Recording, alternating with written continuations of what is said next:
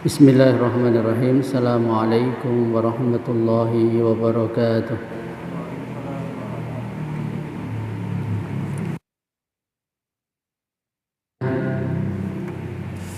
Nahmaduhu wa nasta'inuhu wa nastaghfiruhu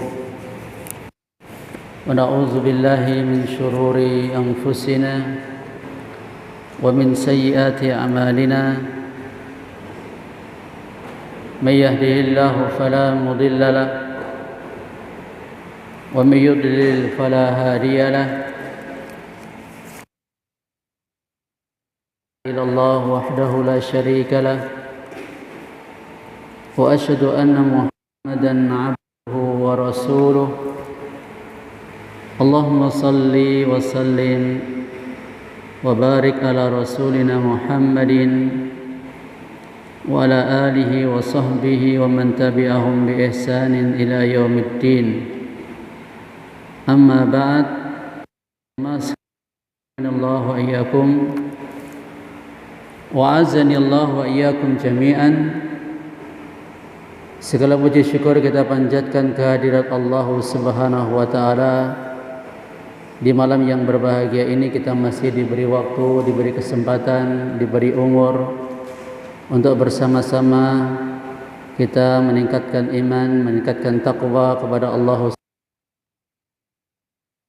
Semoga Allah memberikan ilmu yang manfaat kepada kita, amal yang saleh, akhlak yang mulia, budi pekerti yang luhur, serta kehidupan yang berbahagia fid dunya wal akhirah. Kita lanjutkan kajian tafsir surah Al-Qasas 43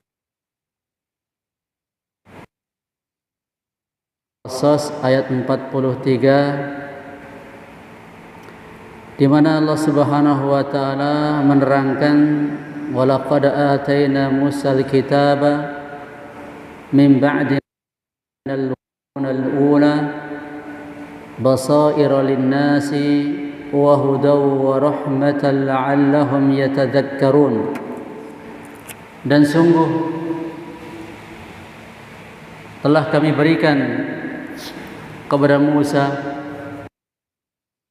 yakni Taurat, yang membinasakan umat-umat yang terdahulu. Fungsi kitab tersebut sebagai cahaya bagi manusia, petunjuk dan rahmat agar mereka mendapatkan pelajaran.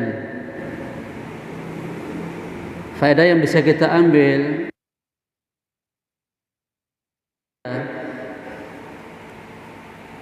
faedah yang pertama,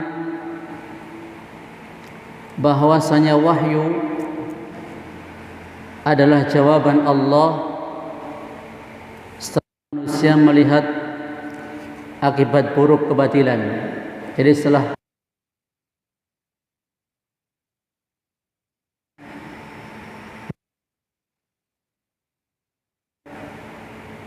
itu Allah Subhanahu wa taala menjelaskan tentang turunnya wahyu kepada Nabi Musa alaihi salatu wasalam, di mana fungsi wahyu ini berjalan secara bertahap. Yang pertama, membuka basirah.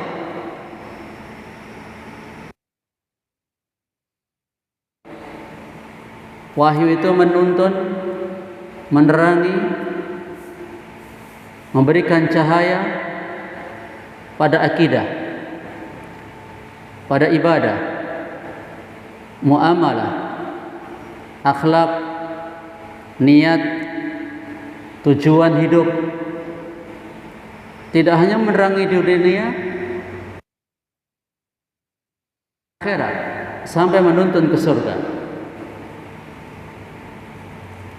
Selain itu, fungsi wahyu sebagai petunjuk, membukakan basirah, mata batin, menuntun, terus memberikan rahmat dan keselamatan kepada orang-orang yang mengikuti wahyu.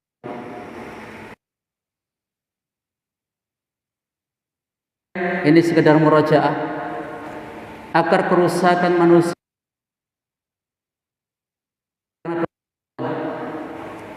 akan tapi kebutaan hati.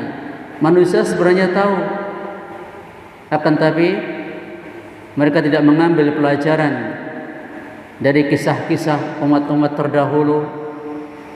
Bahkan tak selang berapa lama setelah Allah Subhanahu wa taala menyelamatkan Bani Israel dari kekejamannya Fir'aun, masih mereka meminta kepada Musa alaihi salatu wassalam, "Ya Musa, ij'al lana ilahan kama lahum alihah."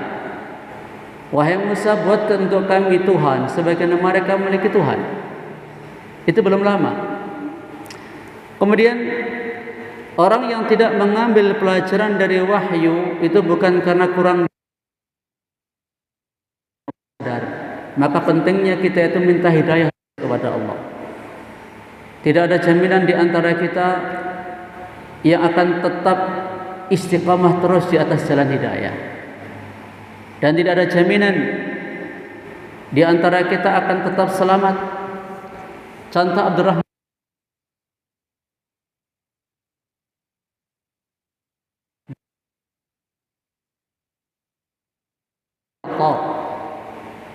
radhiyallahu ta'ala anhu untuk mengajar Al-Quran kepada manusia, tapi berjalannya waktu dia terpengaruh faham Khawarij sampai membunuh Ali bin Abi Thalib radhiyallahu ta'ala anhu.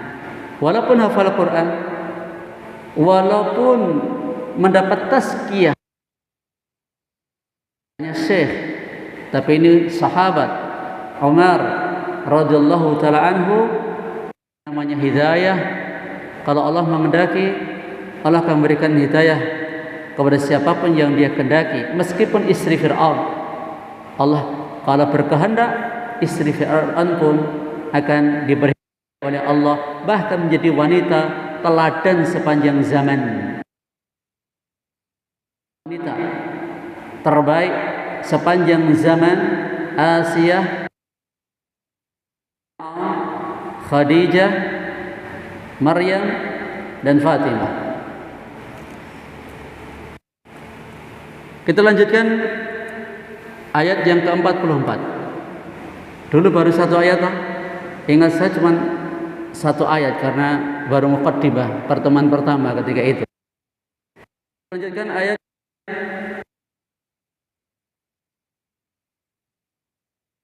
kunta bijanibil gharbi qadayna ila Musa al-amra wa ma kunta minasy syahidin. Dan engkau wahai Muhammad tidak berada di sisi barat Gunung Tur urusan itu kepada Musa, dan engkau bukan termasuk orang-orang yang menyaksikan. Wa ma kunta, dan engkau wahai Nabi tidaklah berada bijanib, di sisi al-gharbi, bagian barat. Ketika kami menetapkan atau kami menyampaikan ila, yaitu wahyu, perintah, ketetapan dari Allah Subhanahu wa taala. Wa ma kunta, diulang lagi, wa ma kunta, dan engkau tidak minasyahidin, termasuk orang-orang yang menyaksikan. Kalau kita tengok sisi balaghah atau kedalaman bahasa dari firman Allah, coba perhatikan. Yang pertama, wa ma kunta bijanibil gharbi id qadayna ila Musa al-amra. Ulangi lagi, wa ma kunta minasyahidin. Apa makna ma kunta? Ya. Wa ma kunta diulang dua kali. Apa makna? Nafian, bahwa Nabi sallallahu alaihi wasallam ada. Yang pertama, Allah menafikan keberadaan Nabi. Nabi tidak berada di sisi Gunung Tur, yakni saat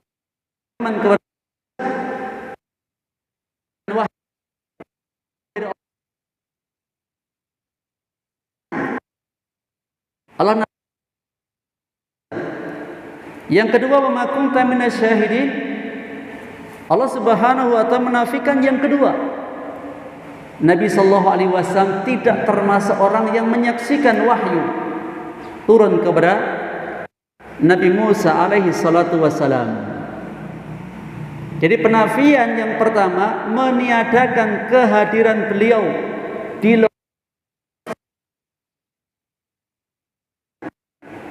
penafian yang kedua meniadakan saksi.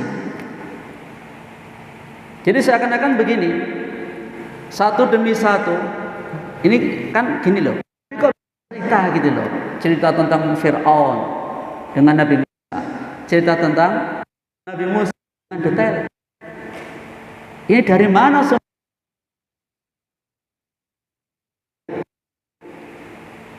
Dan Nabi juga tidak hadir di situ. Kok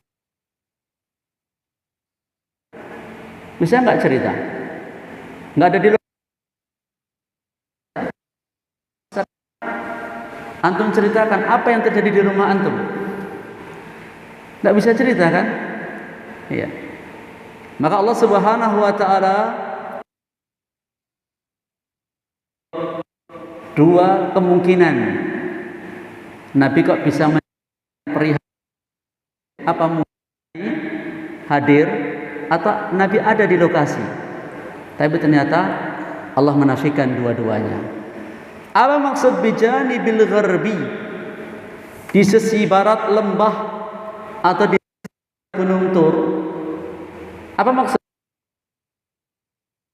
Dipanggil oleh Allah, innani anallah, sesungguhnya aku Subhanahu wa ta'ala, la ilaha illa ana fa'budni wa aqimis salata li dzikri. Tidak ada sesembahan yang hak selain aku, sembahlah aku, ya. Tegakkan salat dan untuk mengingat aku. Kemudian di Maryam ayat 52, dan kami telah memanggilnya dari sisi kanan Gunung Tur. Ini ayat yang lain yang menceritakan di mana Allah memanggil Nabi Musa alaihi salatu wassalam. Dalam surah Qasas ayat 30 dulu kita sudah jelaskan, fala ilwa barakati minasy syajarah. Maka ketika Musa datang ke sana, Nabi Musa kan memerintahkan keluarganya nunggu dulu. Kok ada kelihatan api, kemudian didekati oleh Nabi Musa alaihi salatu wassalam. Beliau dipanggil dari tepi lembah sebelah kanan, di tempat yang diberkahi dari arah pohon itu. Ya, dari arah kalian rahimanallahu wa iyyakum.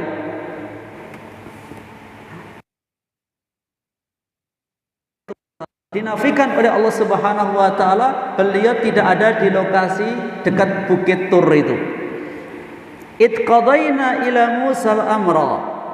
Yani ketika Allah Subhanahu wa taala memberikan kita belaka. Tapi ini apa?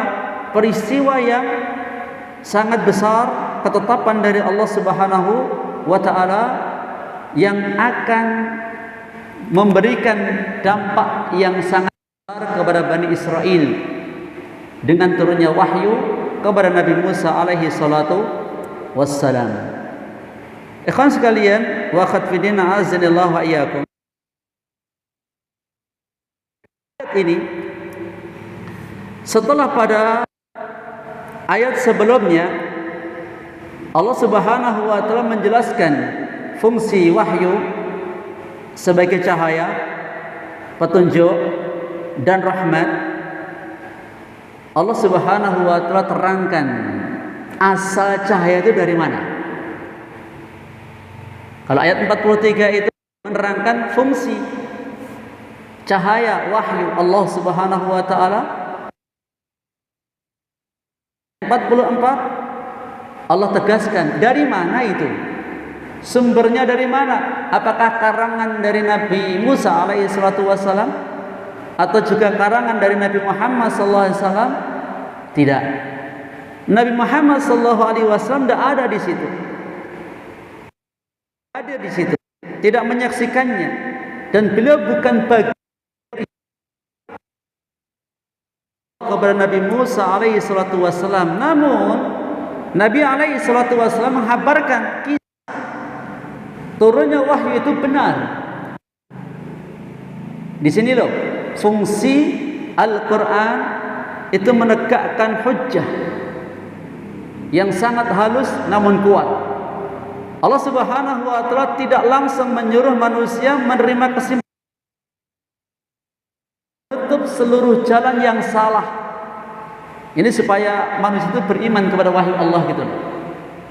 Jadi ini memperkuat ayat-ayat yang lain, wa ma yantiqu 'anil hawa, yang dibawa Nabi bukan dari hawa nafsu, yang diucapkan Nabi bukan dari hawa nafsu, tapi wahyu yang diwahyukan Allah kepada. Pertanyaannya, dari mana itu?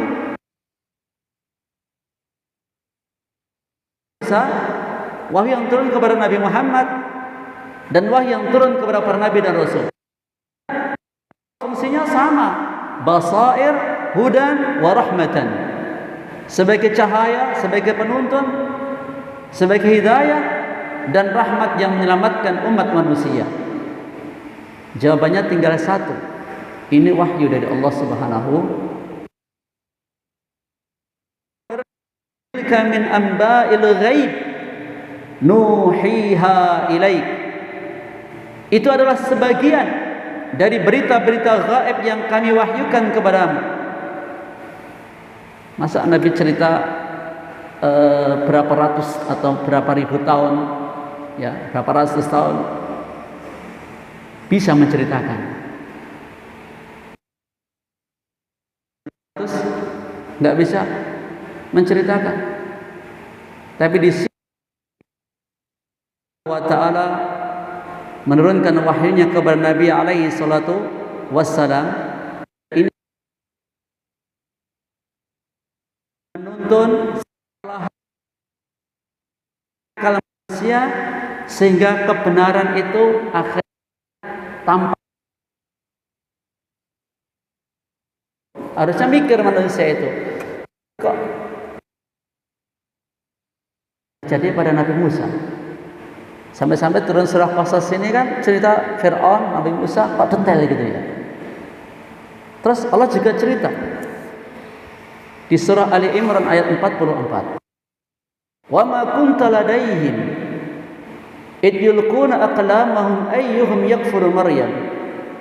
Dan engkau wahai Nabi tidak berada di sisi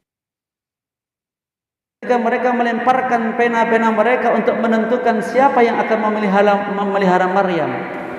Jadi kisah Maryam pun Nabi juga bisa menceritakan dengan detail apa yang pada Maryam.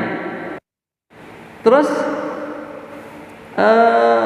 Ibnu Katsir memberikan penjelasan adillatin nubuwah fa innahu akhbaru an umurin, termasuk dalil-dalil kenabian, karena beliau mengabarkan perkara-perkara masa lalu yang beliau tidak hadir padanya. Maka kalau kita rangkumkan isi Al-Quran ini berisi tentang kisah-kisah umat terdahulu, ya, kisah-kisah umat terdahulu banyak sekali.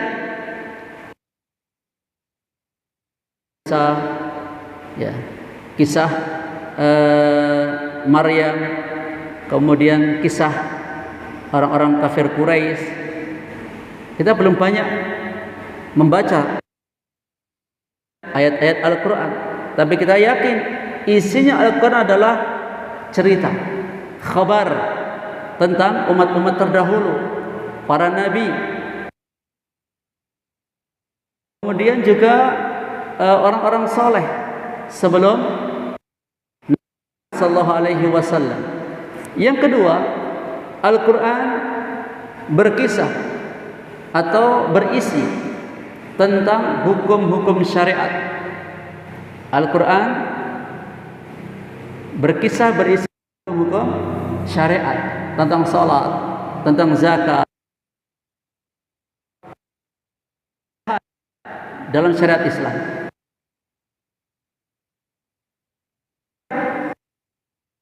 Hari kiamat, tanda-tanda hari kiamat. Kalau dirangkumkan lagi isi Al-Quran itu, ya, wallahu taala alam bisawab, berisi dan perintah. Ya. Pertama berisi tentang kabar Allah Subhanahu wa taala, yang kedua berisi kabar tentang makhluk. Nama-nama Allah, sifat-sifat Allah, ya. Kabar-kabar tentang makhluk. Jadi saya ulangi lagi, Al-Quran berisi khabar, yang kedua berisi perintah. Khabar terbagi dua, khabar tentang Allah, nama-namanya, sifat-sifatnya, perbuatan-perbuatannya. Yang kedua, khabar tentang makhluk, Rasul, iblis, jin, manusia, hewan, gunung, langit, surga, neraka, lautan, dan sebagainya. Yang kedua berisi tuntutan. Satu tuntutan perintah untuk dilaksanakan, yang kedua tuntutan larangan untuk ditinggalkan. Perintah dan seterusnya. Larangan Allah yang terbesar syirik, maksiat, dosa-dosa besar, dan seterusnya. Itu global isi dari Al-Quran. Maka semua itu bukan dari Nabi. Islam, wahyu itu bukan qawwala alaina ba'dal aqawil la qata'na minhu alwatin fama minkum min ahadin anhu hajizin. Ancam Nabi sallallahu alaihi wasallam, kalau Nabi sampai berani merubah-rubah, ya, apa yang Allah turunkan, Allah firmankan kepada beliau untuk disampaikan kepada umat manusia, kalau Nabi berani merubah, akan dihukum oleh Allah Subhanahu wa taala. Kalau itu sumbernya dari Allah dan Rasul, ya kita terima. Kalau berita, sami'na wa ata'na. At-Tabari menjadikan penjelasan yang mewahyukannya kepadamu. Tilka min amri ghaibi nuh kunta ta'lamuha anta wala qaumuka min qabli hadha fasbir innal 'aqibata lil muttaqin. Itu adalah sebagian dari berita-berita tidak mengetahuinya dan tidak pula kaummu, maka bersabarlah, sesungguhnya kesudahan yang baik adalah bagi orang-orang yang bertakwa. Ayat ini, ya, dalam surah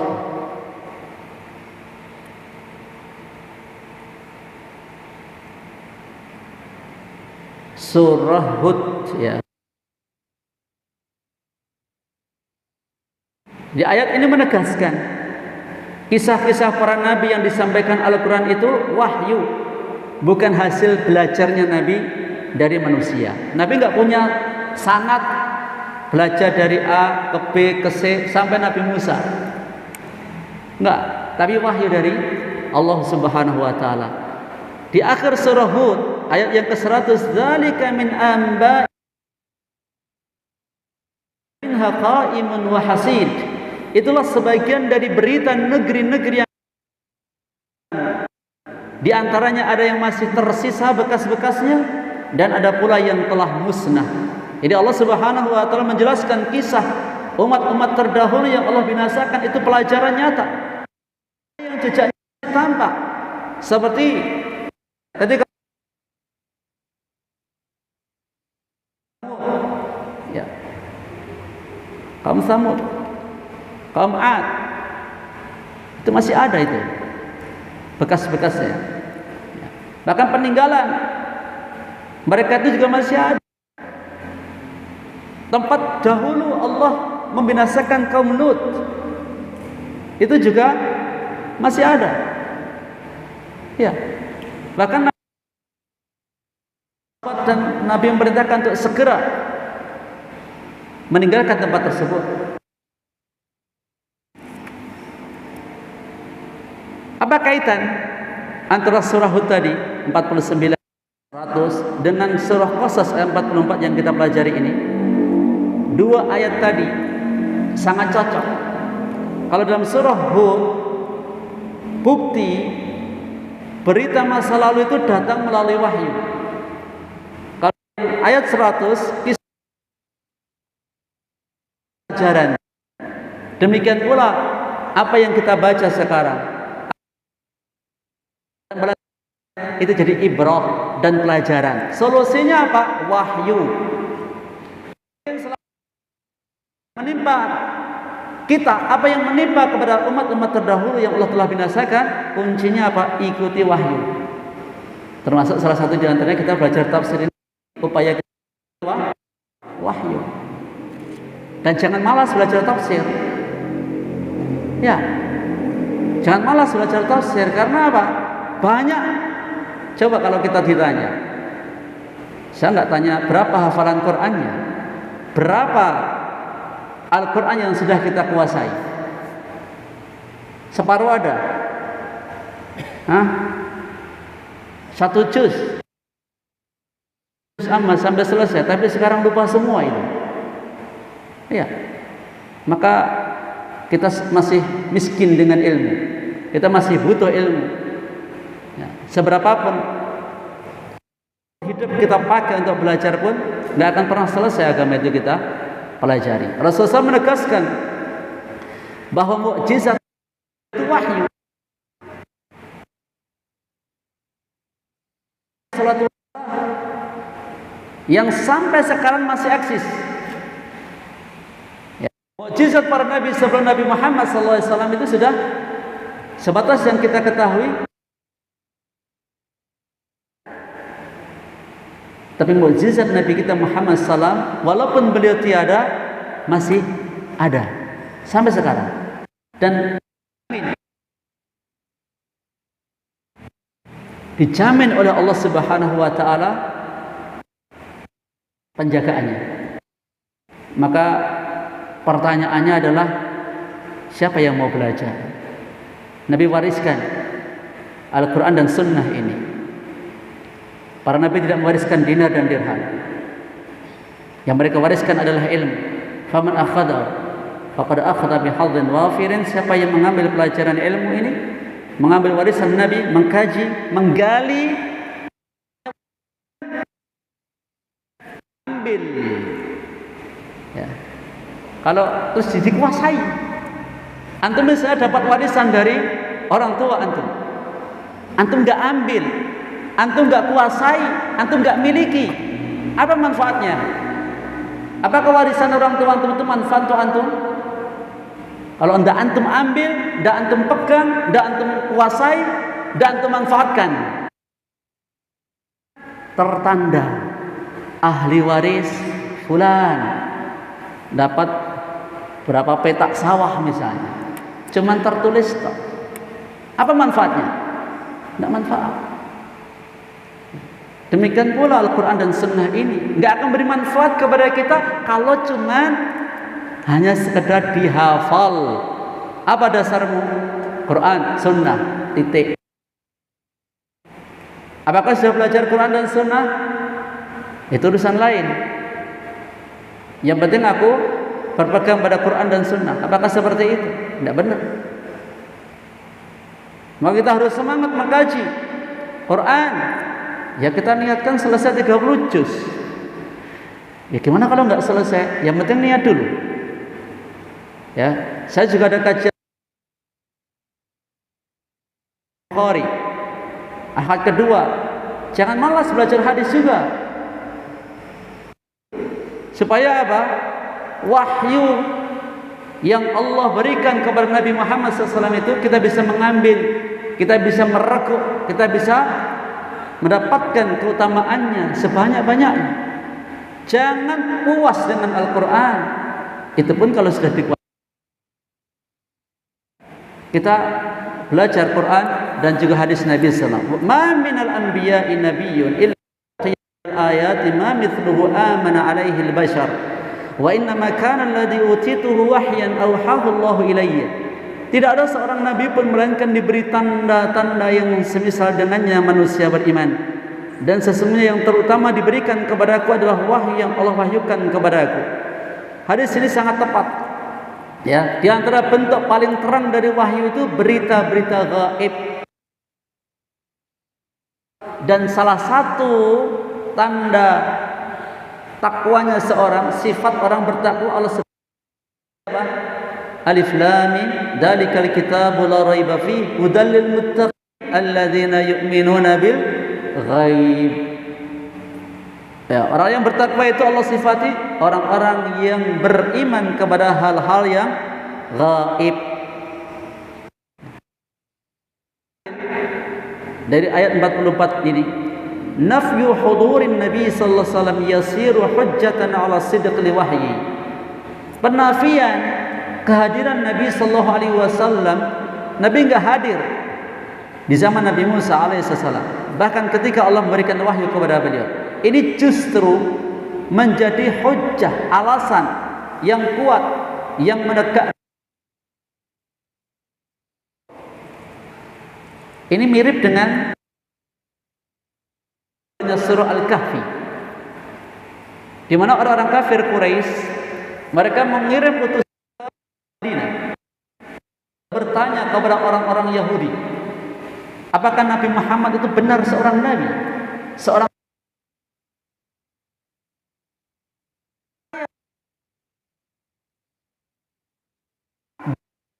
punya kita yang sama asal usulnya dengan Nabi sallallahu alaihi wasallam. Ngerti itu. Makanya tadi di awal kita tidak cukup mau tunduk, ngerti, sadar, mau tunduk, dan itu yang penting.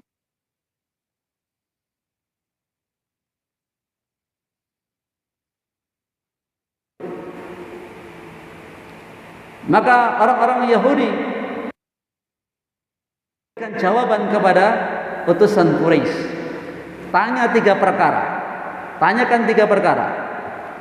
Kalau tiga hal itu benar dijawab, dia seorang nabi. Tapi kalau tidak, ya kalian telah bebas darinya. Apa tiga?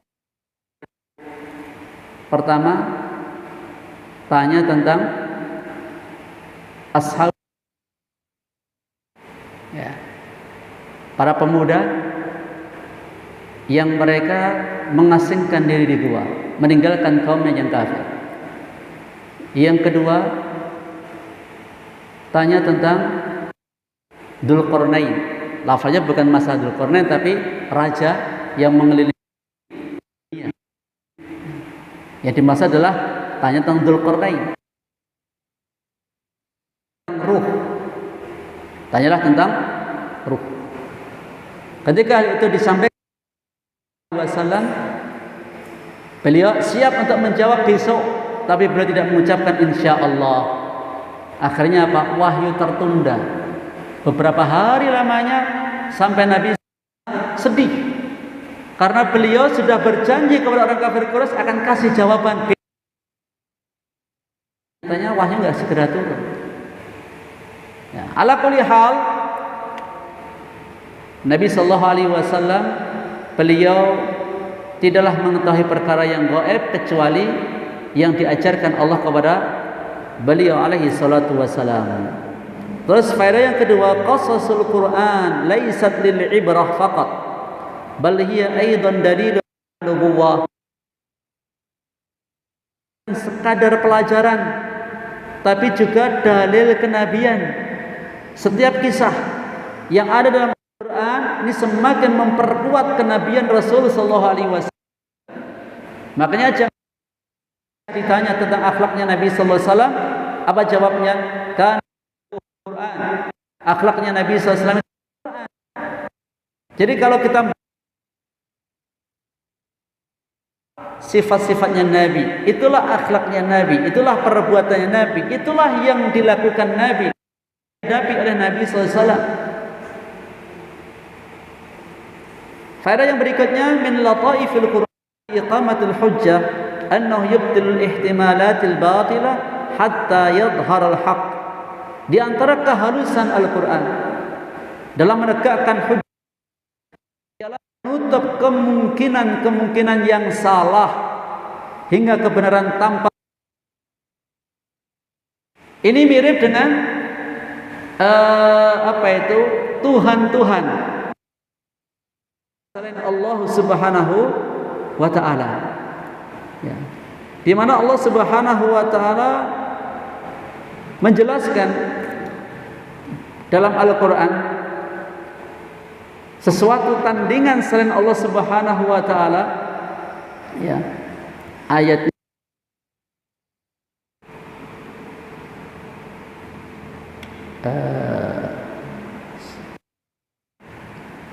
ada beberapa sifat Tuhan, ya. Apakah Tuhan selain Allah itu punya saham dalam penciptaan langit dan bumi, atau ikut bersama Allah Subhanahu wa ta'ala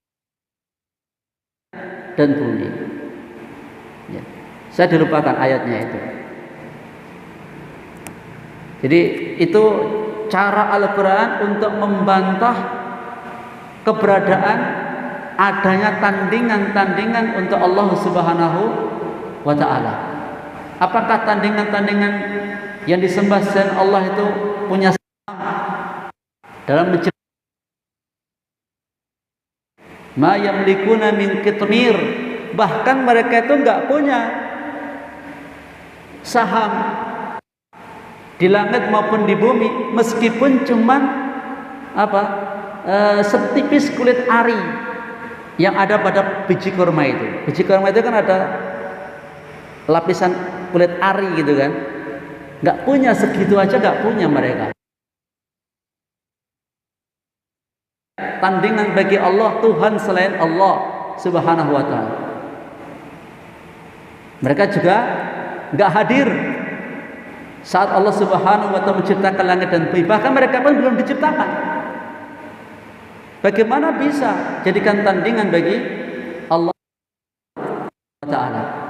Termasuk dalam ayat ini Allah menafikan kemungkinan wahyu yang Allah berikan kepada Nabi Musa, kepada Nabi Muhammad itu dari hawa nafsu mereka, tapi adalah dari Allah Subhanahu wa ta'ala. Buktinya apa? Nabi sebelum mendapatkan wahyu dikenal seorang nabi yang ummi, seorang nabi yang buta huruf, tidak bisa baca, tidak bisa nulis. Bahkan saat mendapat wahyu pertama pun Nabi mengatakan, "Ma ana biqari," aku baca. Masa seorang tidak bisa baca, bisa nulis, setelah itu panjang lebar tetap umat terdapat. Ini nggak mungkin kalau bukan dari Allah Subhanahu. Terus a'dham mu'jizatin Nabi sallallahu alaihi wasallam al-wahyu alladhi anzalahu Allah alaihi. Mukjizat terbesar Nabi sallallahu alaihi wasallam wahyu yang diberikan kepadanya. Lama tabayyana anna Nabi sallallahu alaihi wasallam lam yahdur tilkal waqa'i' yadullu semakin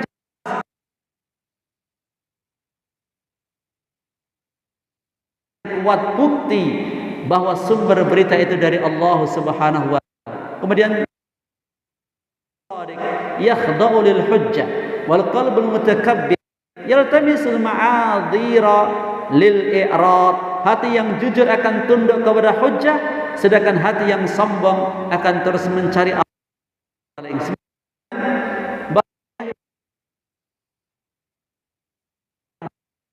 sebagai hujjah dan bukti yang nyata. Persoalannya apa? Bukan. Persoalannya apakah hati mau tunduk? Tidak kurang bukti, tapi mereka tidak mau kehilangan sesuatu yang selama ini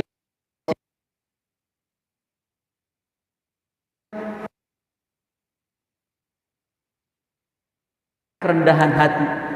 Jadi kita belajar Al-Quran, berinteraksi dengan Al-Quran, jangan cuma hanya sekedar hati dipakai. Hati dipakai untuk merenung. Karena apa? Al-Quran kan manfaat kalau dimasukkan dalam hati. Karena hadis-hadis yang telah lalu, siapa yang jujur dalam wahyu, siapa yang keras, hujjah telah terang benderang. Sebagai penutup, surah Qasas ini menegaskan dua nikmat besar. Yang pertama, Allah menurunkan wahyu sebagai cahaya dan rahmat. Yang kedua, Allah menegakkan kebenaran risalah Nabi Muhammad bukan lewat pengalaman atau dari ilmu laduni. Misalnya langsung ngomong perkara gaib, langsung ngertiin winarah misalnya, bukan seperti itu.